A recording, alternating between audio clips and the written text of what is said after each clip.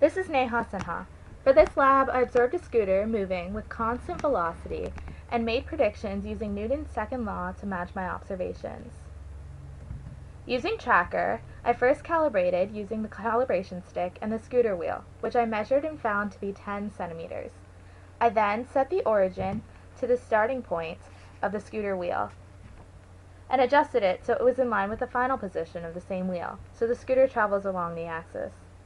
The center of the wheel was used as the center of the mass to track the position across each time interval, which is about 0.03 seconds long.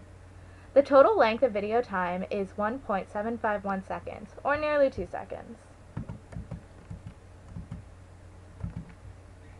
Newton's second law requires the values of mass, velocity, position, and time. Here, in PHYS, the ball represents the scooter and the person.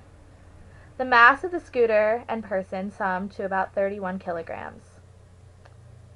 The scooter started at position 0.001 on the x-axis. The velocity of the scooter was found to be 1.6199 meters per second. Starting at t equals 0, the video was observed with a delta t of 0.01.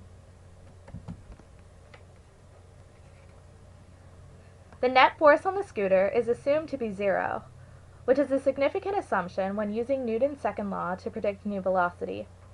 With a net force equal to 0, it is clear that velocity is constant, because this part of the equation cancels out as 0. With constant velocity, the change in position will be constant over each time interval. The time interval is signified here. I graphed the tracker data, or observed and actual data, and the VPython data, or the theoretical and ideal data.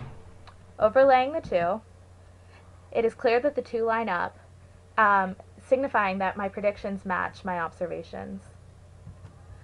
So the what-if question asks, what would result by changing the origin? Well, as you can see in the VPython data here, when I run my data in VPython, the ball, which represents the person in the scooter, moves to the right, and a graph is shown starting at the origin and moving up in a slope.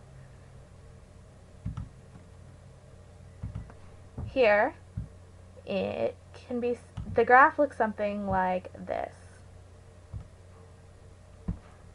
If I change the point of origin, say to somewhere in the middle of the video, the graph might look something like this. As you can see, the slope is the same, but it would start at a negative x position, where it crosses the y-axis where the new origin is.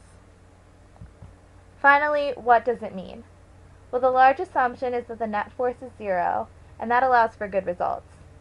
It is easily assumed what forces cancel to result in 0 net force. Gravity in the y direction is canceled by a normal force. The force in the x direction from pushing off on the scooter is canceled by a frictional force. It can be assumed that no z forces exist, or rather the ones that do exist are negligible.